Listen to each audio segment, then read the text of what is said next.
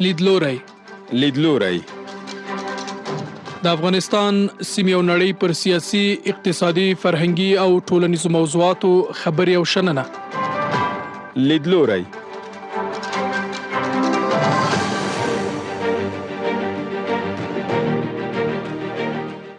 د صنعت او سوداګرۍ وزیر نورالدین عزیزي او د نمنګان والي شوکت عبدالرازقوف په حضور کې د افغانستان او ازبکستان د خصوصي سکتور ترمنځ د 514.8 میلیونه ډالرو په ارزښت هوکړه لیکونه لاسلیک شوي دي. د هوکړه لیک له مخې په افغانستان کې د سیمنټو او ډبرو سکرو، لوبیا، مۍ، وچې میوې او سبزیجاتو واردات او صادرات، د غوړیو او خوراکي توکو پر وارداتو سربیره د پټرول تیلو، قیر، مسو او د غیر الکولي مشروباتو صادرات او ترڅنګ یې د چرګانو د فارم جوړولو او هګیو ورکوونکو چرګو تولید او نور مسائل شامل دي. په همدې حال کې ښاغلي عزیزي د ازبکستان له همکاریو مننه کړې او د سوداګرۍ او پانګونې په برخه کې یو باوري شریک بللی او زیاته کړې ده د دواړو هیوادونو ترمنځ ترجیحي تعرفو په برخه کې هوکړه شوې چې له مخې د ازبکستان 6 او د افغانستان د 8 قلمه صادراتي توکو لپاره اسانتیاوې برابرې کړې دي.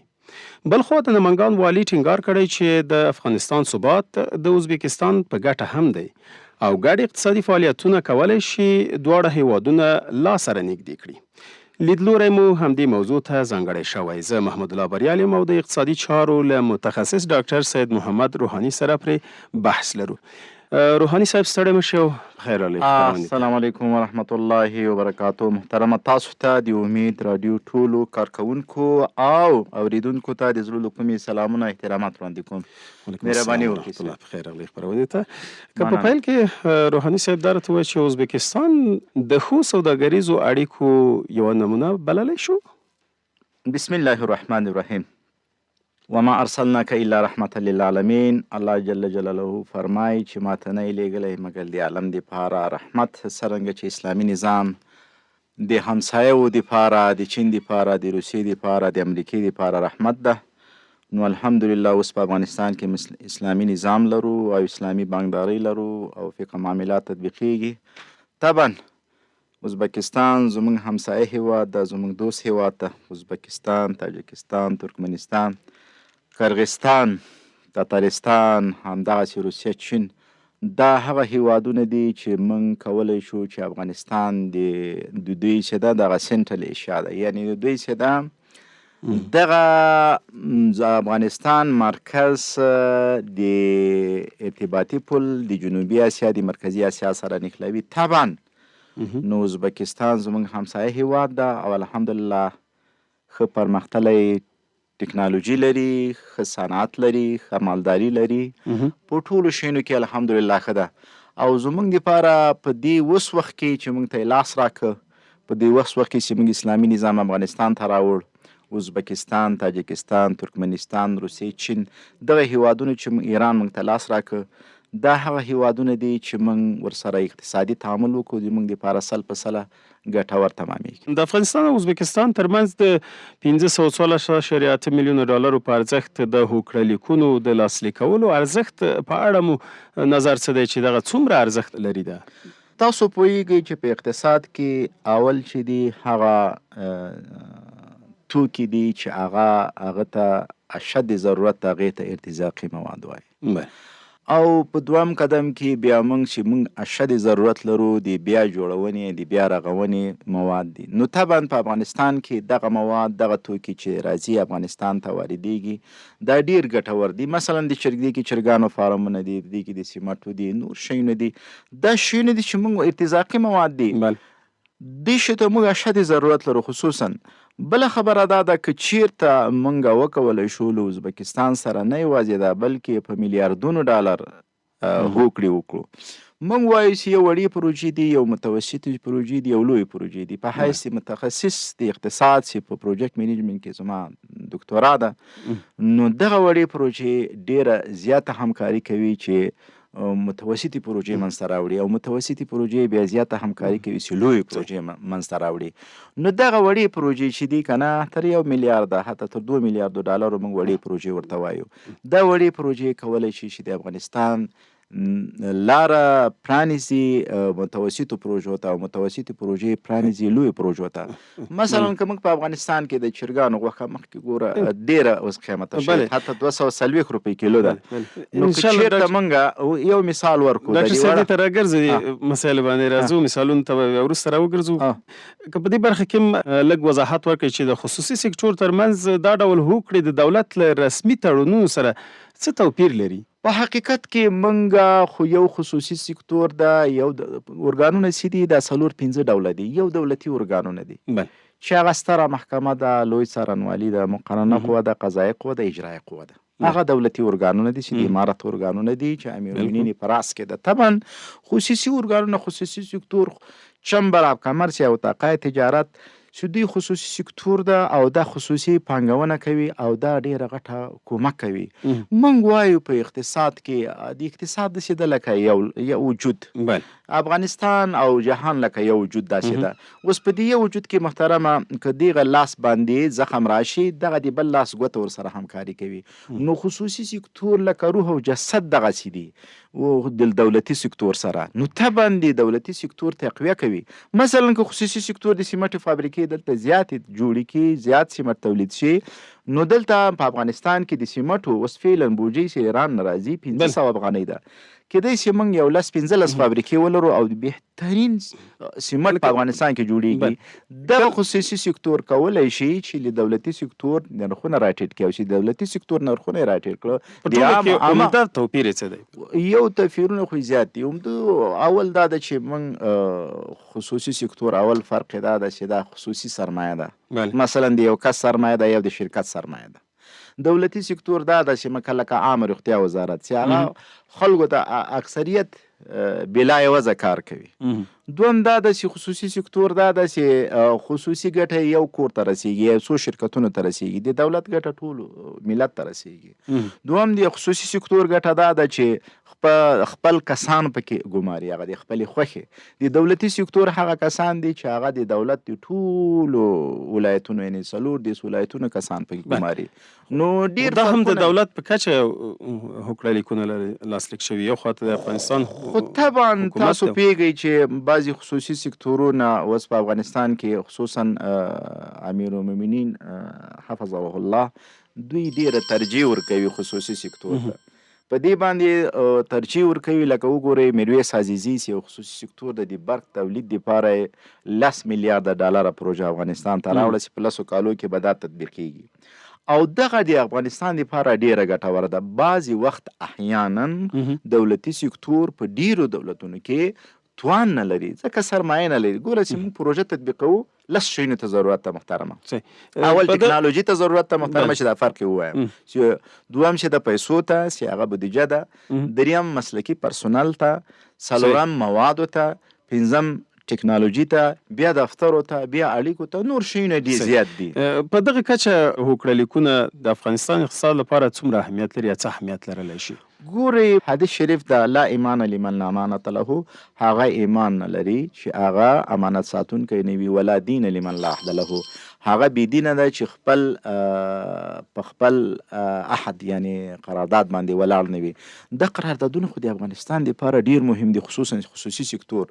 او د دې دپاره اول د افغانستان دپاره دا ګټور دی چې اسلامي امارت ته لاره پرانیسي چې په آینده کې په رسمیت یې وپېژني. دوم لاره پرانیسي چې دوه دولتونه سره ونښلوي، هغه هم د تجارت له نګاه نه، د سیاست له نګاه نه، د کلتور د عنعناتو نګاه نه. دریم دا د دوی ښې اړیکې. څلورم دا د یو بل ته د ثبات ده. یعنې که چېرته په افغانستان کې ثبات راشي، افغانستان کې پرمختګ راشي، افغانستان کې ښه پلونه وي، ښه واردات وي، ښه صادرات وي. ازبکستان کولی شي چې خپل ولیږي پاکستان ته یې ولیږي، له پاکستان لاندې کراچۍ ته ولیږي، اروپا ته یې ولیږي، او د سویلي اسیا مواد هغه ته راشي، ازبکستان تاجکستان ته راشي. خوشحاله اوسئ. درنو اورېدونکو، تاسو لیدلوري خپرونه اورئ او موضوع مو د کابل او تاشکند ترمنځ د تازه هوکړه لاسلیکول دي چې د اقتصادي چارو له متخصص ډاکټر سید محمد روحاني سره پرې بحث لرو. روحاني صاحب، له ازبکستان سره د افغانستان سوداګریز هوکړه لیکونه د سیمې له نورو هیوادونو سره څه توپیر لرلی شي؟ که په دې هکله موږ وضاحت ورکړئ نو ښه به شي. اول د ازبکستان تاسو وګورئ چې نن سبا که د ازبکستان توکي وګورو، دغه معادل دي د اروپا له توکو سره. دا د ازبکستان د ماشینالات که تاسو وګورئ، د دې ماشینالات حتی نږدې دي د جاپان له ماشینالاتو سره. د دې مثلا ډایري پروډکټ لبنیاتو پروډکټ که تاسو وګورئ، کوم چې لبنیات موږ ته رالیږي، دا معادل دي له جاپان سره، له ایران سره، له اروپا سره. د ازبکستان که تاسو سیمټ وګورئ، د ازبکستان سیمټ معادل دی له جاپان له سیمټو سره. د دوی هغه فارمولې دي، دوی چې کسان روزي محترمه، دوی تخصص ته مخه کړې ده. لکه جاپان چې استقلال واخیست له امریکې نه، هغوی تخصص ته مخه کړه. ازبکستان ټکنالوژي بهترینه ټکنالوژي لري، بهترین ریفاینر سیستم، د تیلو د تصفیې بهترین سیستم لري. مثلا په خپله د ګازو د تصفیې بهترین، د ګازو استخراج په بهترینه طریقه سره کوي. د دوی دا خلک ډېر ژمن دي صاحب. خلک چې درس وایي داسې درس وایي، مثلا که هغه د الکترونیک انجینري، د برق انجینري وایي، په برق کې اول راځي. که طب وایي طب، خپل تخصص ته یې مخه کړې، او کار ته یې کار ویلی ده. بل دغه ده چې د خپل امیر تابع دي، او الحمدلله فعلا په افغانستان کې داسې نظام راغلی چې د امیر المؤمنین ټول تابع دي، که هغه وزیر ده که والی ده، دوی ټول تابع دي د خپل امیر، د خپل وزیر. او بل دا ده چې دوی کیفیت ته کار کوي. ټوټل کوالټي منیجمنت په پروجیکټ منیجمنت کې یو مضمون ده چې کیفیت باید اول وي. یعنې دغه هوکړه لیکونه لاسلیک کېدل دا معنا رسولی شي چې افغانستان خپل سوداګریز اعتبار ثابت کړی او باثباته شوی؟ دا ثبوت نور همسایګانو ته، بلکې مژده یا زیره یا اډورټایزنګ یا اعلان د نورو ته، چې کله ازبکستان یو قوي هیواد د افغانستان سره هوکړه لیک لاسلیک کوي، له دا معنا دا ده چې په آینده کې ازبکستان آوټ سارسینګ کوي.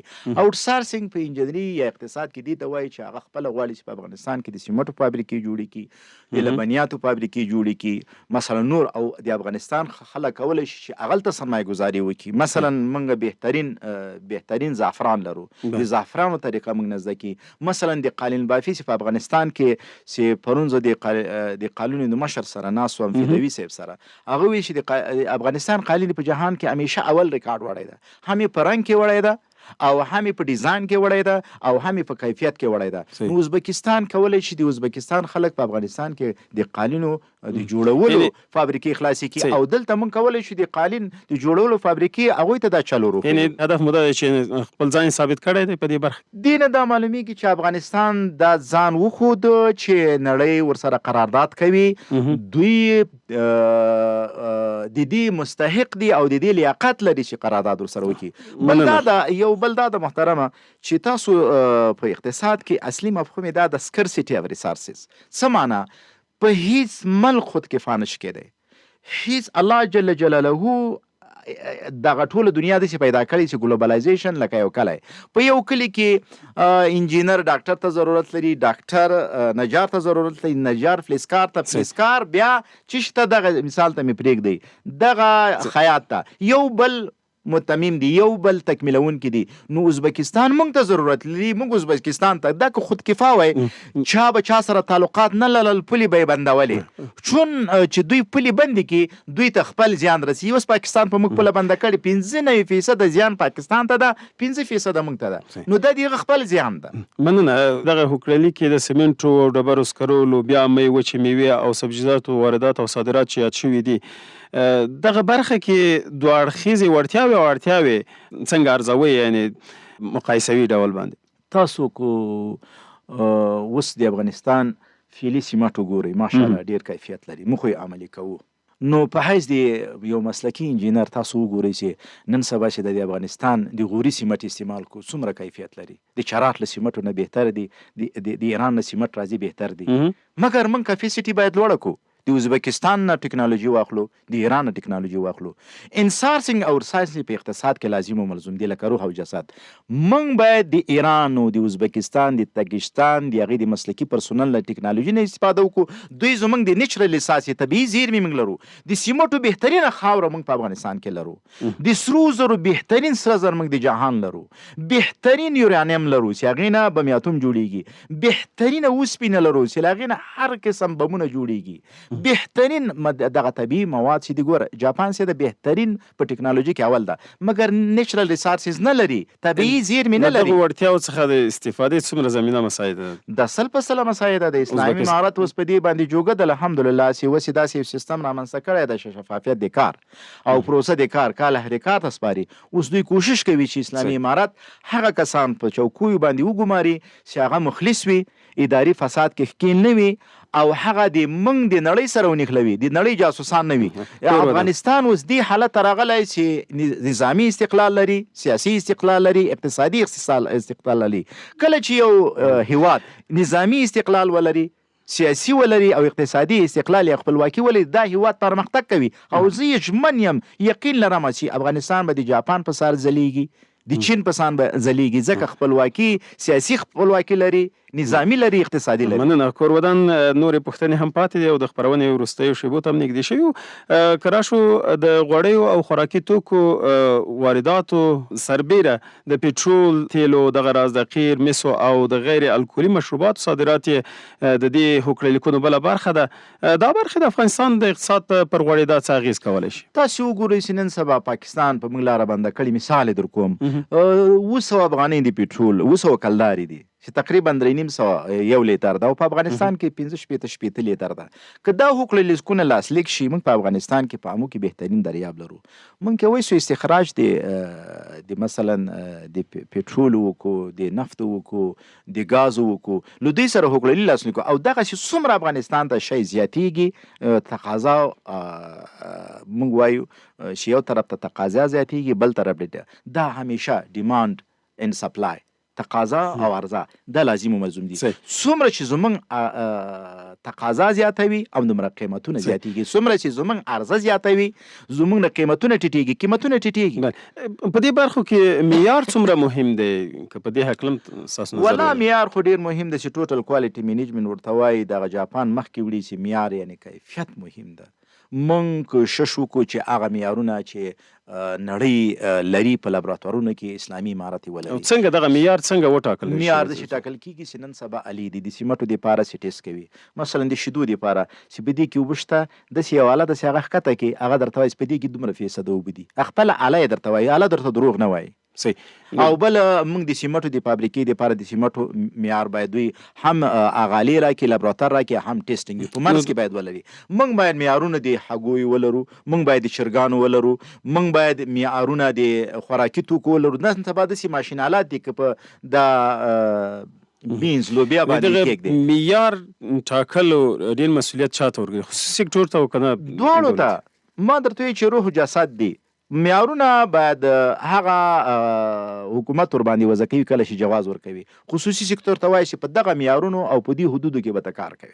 تیل که واردوي په دې کیفیت به یې واردوي، ګاز که واردوي په دې، سیمټ که واردوي په دې، هغه قرارداد هغه په جواز کې ورته لیکل کېږي. وزارت تجارت چې ورته ورکوي، وزارت اقتصاد نه چې اخلي، دې اړوندو ارګانونه چې کوم جواز اخلي هغه معیارونه شرایط ورباندې ټاکي. ځکه که هغه معیارونه شرایط وکړي، هغه ونه ټاکي او ورته رسیدګي ونه کړي، هغه د هغوی جواز فسخه کیږي. کورودان وخت ډیر کم دی، په لنډ ډول ځوابونه غواړم. د خوراکي توکو وارداتو برخه هم په دې هوکړه لیکونو کې یاده شوې ده. دا هم په هیواد کې په شته نرخونه د هیواد دننه به څومره اغیزمن تمام شي، څومره به مثبت اغیز ولري؟ موږ د اقتصاد نظر وایو چې نن چې د دې ته ګلوبل کرایسس وایي په اقتصاد کې، جهاني اقتصادي بحران.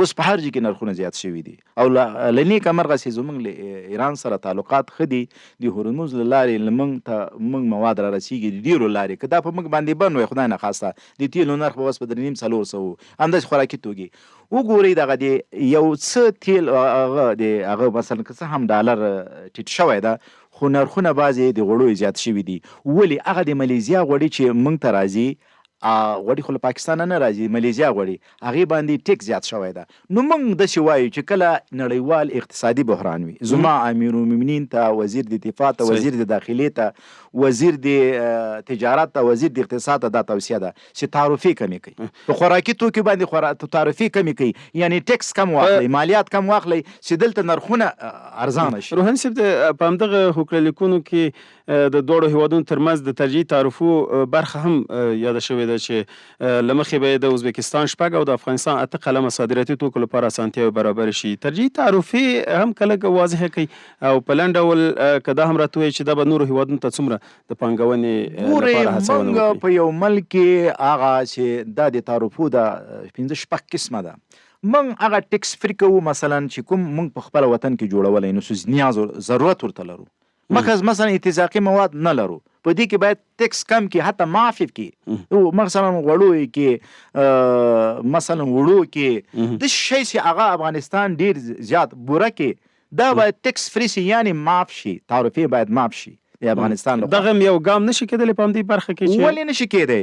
بله خبره دا ده خو ارتزاقي مواد، بل د سون مواد دا دوم قدم ده کنه، چې بیا هم ترانسپورت د چې مواد ترانسپورت یعنی ته انتقالوي، فقط یو دقیقه فرصت لرو.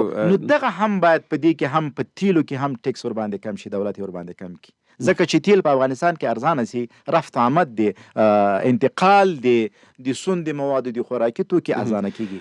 بل دا خبره د تعرفې، بعضې تعرفې دوی کوشش وکړي چې د یو مدت لپاره بیخي فری کی، او بعضې تعرفې راټیټې کی، او بل کوشش وکړي چې د افغانستان مخکې خبرې وکړي د ازبکستان، تاجکستان، ترکمنستان سره هغه صادرات او واردات چې کې د تجارانو دپاره ویزا اند ارایول کې، څه معنی کله په مرز کې ویزا ورته ورکړي، یعنې د یو میاشت ضرورت نه وي چې دوی دلته ویزا واخلي، بغیر له ویزې نه دوی انتقال د خپلو مالونو وکړي. ډاکټر صاحب ډېرې زیاته مننه چې د کابل او تاشکند ترمنځ د تازه هوکړلیکونو پر سر مو راسره بحث وکړ او په دې موضوعاتو مو خبرې وکړې. تاسو هم مننه. خیر اوسه. درنو اورېدونکو له تاسو هم مننه چې خپرونه مو تر پایه واورېده. تر بیا بلې خپرونې د الله په امان.